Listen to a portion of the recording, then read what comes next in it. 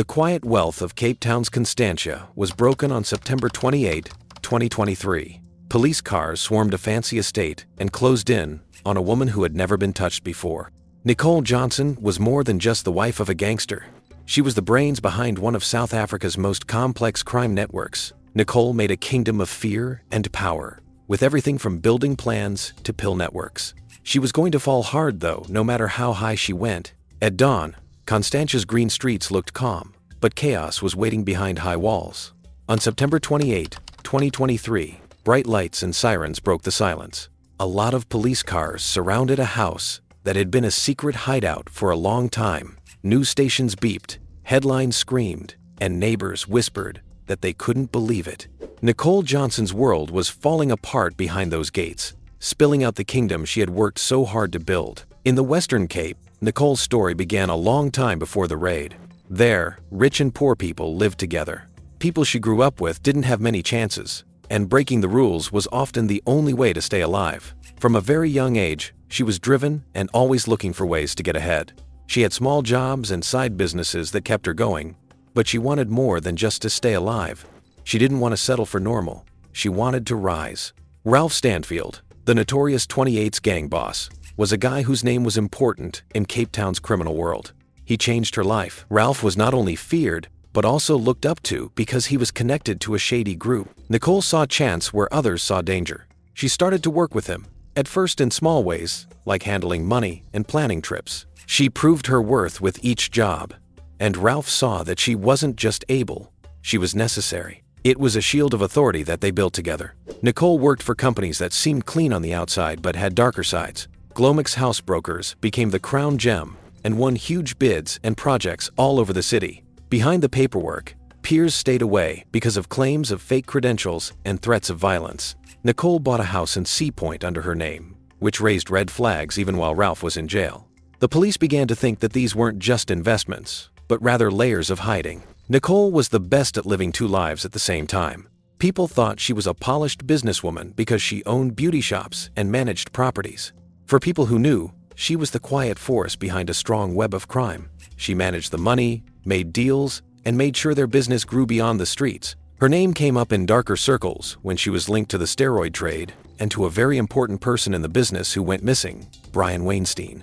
At Weinstein's hearing, a bodyguard said things that shocked many people. He said Nicole wasn't just watching, but was actively engaged in smuggling performance-enhancing pills across borders. Based on what she said, she seemed well-organized, connected, and brave enough to handle packages without fear. Later, recordings came out that supposedly showed her voice talking about prices and routes. This wasn't a picture of a silent partner.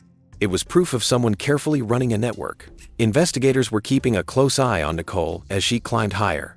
Financial intelligence units kept an eye on her company's strange payments and bids. Whistleblowers talked about being scared, being threatened, and signing contracts that never did what they said they would do. Even the expensive homes she bought in public became signs because they left a trail that was harder to follow. The walls she had built to keep things secret started to fall apart, and her kingdom began to show signs of weakness. Some people finally spoke out after years of fear, keeping most people quiet. Employees, rivals, and even former friends started working with detectives and giving them information about how the couple did things. People began to whisper Nicole's name in back rooms, and then it was written in big letters in official reports. It was proven that Glomex House Brokers was involved in serious corruption when the city put them on a blacklist. What looked like power before now looked like a chain that was pulling her down. By 2023, the stress could be felt in both the business and crime communities of Cape Town. Her shops were losing their shine, her businesses were getting more attention, and the police were following her around like hawks. Nicole wasn't able to keep the right mix between public respect and secret control. Each news story about her made her seem less safe and more open. It wasn't a question of if she would fall, but when. As Nicole Johnson's fame grew, so did the desire of people who wanted to bring her down. As the case was being built brick by brick, the anti-gang unit and the National Prosecuting Authority got tighter. Investigators looked at her financial records and found strange ways for money to be moving through property deals and bids. Phone records and wiretaps showed coded conversations that hinted at secret activities. The police now had a map of the kingdom she thought was invisible for the first time. The plan moved slowly but carefully. The police knew that one wrong move could throw her off and make her hide even more. Teams of people watching her moved in and out of her salons, construction offices, and private houses. With each new piece of proof, the file that showed how her businesses were connected to shady networks grew. It was no longer a rumor. There was proof ready to be shown. When the media learned about her real estate deals, the first cracks in her perfect image showed up. There were reports that while her husband was in jail, she rented a fancy flat in Sea Point. The people saw it as money that didn't matter, but investigators saw something else.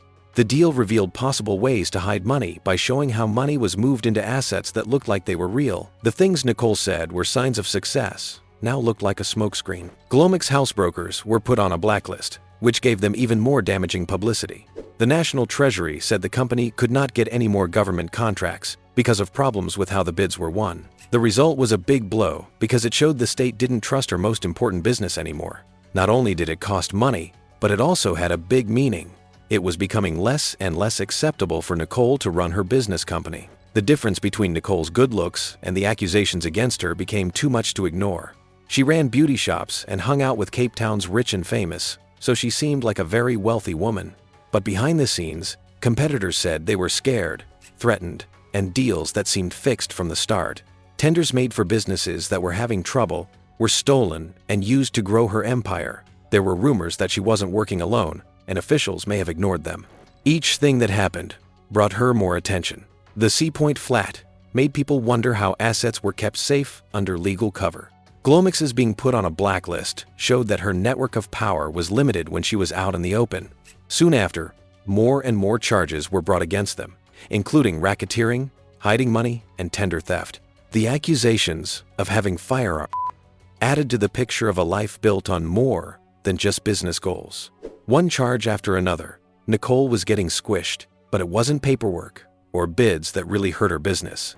From the inside, it was betrayal.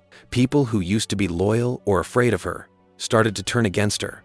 There were other people who were willing to talk about the pills case besides the ex-bodyguard. Over time, other people started to leak information that linked her private life to every front-page story. There is more truth in these stories than in any financial report. People who worked there talked about how contracts were won, how rivals were scared away, and how money was hidden. People who used to help her climb were now in the way of her fall. With each new detail, the secret that had been keeping her safe for years was taken away. Nicole could no longer be sure of quiet. Her world was leaking out from the inside. Nicole's name was talked about everywhere by the time the police presented their results. She was no longer the background of a man's kingdom. She was the center of a national scandal. What used to protect her now made her a target. She had been manipulating the system for years, but now it was starting to catch up with her. The walls of luxury around her life were starting to fall down. With no more places to hide, the Shadow Queen was quickly being caught in the net. It took months of planning for the raid on Nicole Johnson's home in Constantia. Before dawn, police units quietly moved into place and surrounded the house. What was inside the walls could connect one of Cape Town's most infamous people to a crime empire. The stakes were very high. Officers broke down the gates and searched every room and building on the huge site. In the end, they took out boxes that were full of weapons, phones, papers, and financial records. The arrest happened right after the raid, which caught Johnson and her friends by surprise. Nicole Johnson was arrested along with Ralph Stanfield, her boyfriend, and a number of people connected to their businesses. The charges were very serious: racketeering, theft, money laundering, and having weapons illegally. Each charge went after the core of the empire she had built by hiding behind real estate and building deals. The law was no longer following her around.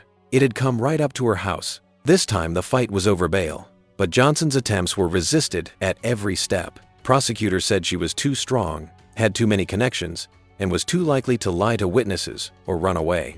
The judges looked at her credibility and took into account how much proof was found during the Constantia raid. Wiretaps, bank records, and testimony from people who used to be loyal all worked against her. With each failed bail hearing, the courts held her even tighter. The case turned into more than just her defense. It was a test for the courts. When the High Court took over, it showed how serious the charges were and how they would affect the national interest. Pre-trial hearing dates were set, which brought Johnson's name even more into the news. Every decision in court turned the room into a stage that showed how strong the prosecution was.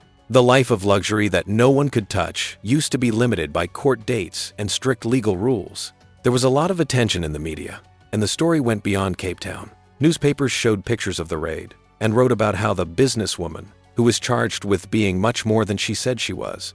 On social media, people who didn't like her called her a symbol of corruption, while people who did like her said she was being attacked. The flashy exterior of high-class life clashed with the harsh reality of chains and court dates. People started to look closely at her, which hurt her image, which she had worked hard to keep up. A lot of people had very different reactions as more information came out. Some people were shocked that someone with so much money and power could hide behind criminal charges. Others said the signs were always there: contracts won in strange ways, enemies being shut up, and sudden shows of power. People who had lost business to her companies felt better when they heard the news. But for the people close to her, fear grew as the walls seemed to close in. It didn't matter how much money they had, they were still going to be found out. When investigators found out about the Sea Point flat buy, that was the most telling moment. The fact that it was bought while Johnson was already in jail raises questions about how the law was changed to help her. The flat was more than just a house. It became a sign of pride and the idea that rules didn't apply. Along with Glomek's housebrokers being put on a blacklist, it showed how quickly the company was falling apart. These facts showed that she wasn't a smart businessman, but rather someone who did well in the shadows of corruption. Under pressure from the government, sources of income that used to run non-stop started to dry up. Contracts were canceled, bids were blocked, and assets were taken away because they might have been used to commit crimes. Banks were hesitant, business partners pulled away, and friends stopped talking. Every move the government made tightened the noose around her kingdom. Money and power had seemed to be locked up in what now looked like a castle built on sand. There was no longer a fear of reckoning in the future. It was happening right now. People used to be afraid or impressed when they heard Nicole Johnson's name, but now it was linked to scandal and fall. There wasn't much room for escape with all the captured assets, insider testimony, and corruption that was made public. Even her most devoted fans had a hard time defending what had been said. The false sense of control had been replaced by the cold truth of a country falling apart. In the case of Nicole Johnson, speculation turned into hard proof that the High Court had to look at. During the months-long pre-trial conferences, she and her group were charged with a huge number of crimes.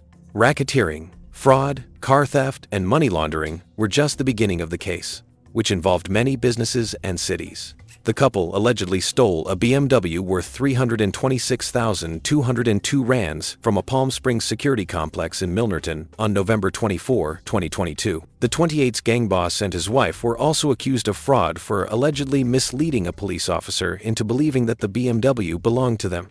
Meanwhile, it was alleged that Nicole arranged with a man named Brandt to take the life of the owner of the vehicle. Brandt was also arrested. Ralph Stanfield Johnson and a few family members went to court, not as well-known business people, but as people who were suspected of committing crimes. It was in the courts that their empire would either be protected or taken apart. As the hearing went on, Johnson's business lost its appearance of being legitimate. Glomek's Housebrokers was once a big name in Cape Town's building business, but the government stopped giving them work. Every night, contracts worth millions of dollars disappeared, leaving workers and freelancers unsure of what would happen to them. The brand that had promised growth in homes was now linked to dishonesty and fraud. Every project that had anything to do with Johnson was tainted by her case, which hurt its reputation. As agents froze assets and looked closely at her accounts, the financial mess got worse. The Financial Intelligence Center watched bank transfers and seized properties, which revealed the flow of hidden money. Developers who used to work directly with her had their deals looked into, which showed the holes she had been using for years. Every new piece of information broke down the idea of a legal business base. Johnson's financial empire was built on layers of secret, but it was all taken apart in plain sight. When her funds went down, her closest family members were also affected. Johnson's brother and mother-in-law were charged with crimes that had to do with the business. Their actions were meant to protect the family property, but instead, they were used by the prosecution. The trial showed how strong family ties were in keeping the empire going, and how those same links made the law more strict. Nicole tried to apply for bail, using her daughter's ailment as a justifiable reason to stay out of jail. However, the court denied her bail. Testimonies from people who were there made things worse and put more attention on family members. Statements explained what each person did, such as managing money or scaring off competitors. Each betrayal hurt their defense and let the authorities know where to put more pressure. The wall of silence that had kept Johnson's group safe for years broke because of their need to stay alive. The state got the keys to break up her network one by one from witnesses. When Johnson fell, it affected a lot more than just her family and business. People who depended on social housing projects connected to her business were left without a plan B. Many of the things that were supposed to happen didn't happen, and people in the area had to pay for the corruption at the top. The story showed not only how greedy one network was, but also how weak whole systems are that are supposed to help regular people, the fall people in places other than the courtroom. The case had bigger effects that the authorities couldn't ignore. When rigged bids and hidden money flows were found, promises of changes to procurement and control had to be made. Politicians and watchdogs talked about fixing holes that developers could use to avoid being inspected. The Financial Intelligence Center pushed for tighter rules on where money could come from and how properties could be sold. Johnson's case was both a warning and a model for how to fight crime in the future. We don't mean that Nicole Johnson has been found guilty for good yet when we say that she met her end. The High Court is still hearing her case, and decisions and sentences have not been given yet. What ended was her shield of money, power, and a perfect image. The glamorous picture of a well-known businesswoman fell apart when facts and exposure came out. Her fall was more about the loss of power than the end of her life story. The lesson in her story is sharp and makes you think. Johnson showed for years how ambition and poor monitoring can make someone look like they can't be beat. She got around land laws, money systems, and financial checks by finding holes in them and building a wall around her kingdom. Still, every possible way out she used put more risk on her, ready for the day when it would all go wrong. Her rise and fall show that desire that isn't tempered will lead to its own destruction in the end. The wall that held up her kingdom the least was oversight. There were no thorough checks on real estate deals, government bids were hacked, and money moved for years without being seen. These holes in the law gave Johnson room to hide, which helped her do very well. But when agents narrowed their attention, those cracks turned into easy ways for people to be found out. The story of her case shows that strict tracking isn't just about numbers, it's also about keeping people safe from hidden power. Many people who saw what happened helped bring down her company. The evidence of her former bodyguard in the steroid trade trial showed what she had been doing behind closed doors. Press outlets like Amabungane and News 24 kept up the pressure and dug deeper when official stories were too light. The public could see the story through their work long before it was shown in court. She might have been able to keep up her act for a lot longer without them. Whistleblowers also showed guts in places where fear often keeps people from speaking out. Specifics were given by people in her group or close enough to see through the mask. The state's case was made stronger by their leaks, which broke down the wall of secret Johnson had built. Even though each statement came with a personal risk, they all changed the balance of power in the probe. It showed that keeping quiet can feed wrongdoing, but speaking out can starve it. In the future, the story is still not over. Johnson still has to go through hearings, appeals, and maybe even years of court cases. The sentences she could get if she is found guilty could be worse than just losing her name. If co-accused people decide to testify against the other people, even more lies may come to light. The road ahead is unclear, but it will definitely shape South Africa's fight against corruption. Also, the state is not done recovering assets. We are still keeping a close eye on bank accounts, expensive homes, and deals that aren't public. With each study, more of the empire's secrets could be found. Johnson might get some legal help, but the financial damage is likely to last. Her money, which used to protect her, is now being used against her. Nicole Johnson's story is not just about crime. It is about how even the strongest empires can collapse when truth finally breaks through. Don't forget to like and subscribe. See you in the next video.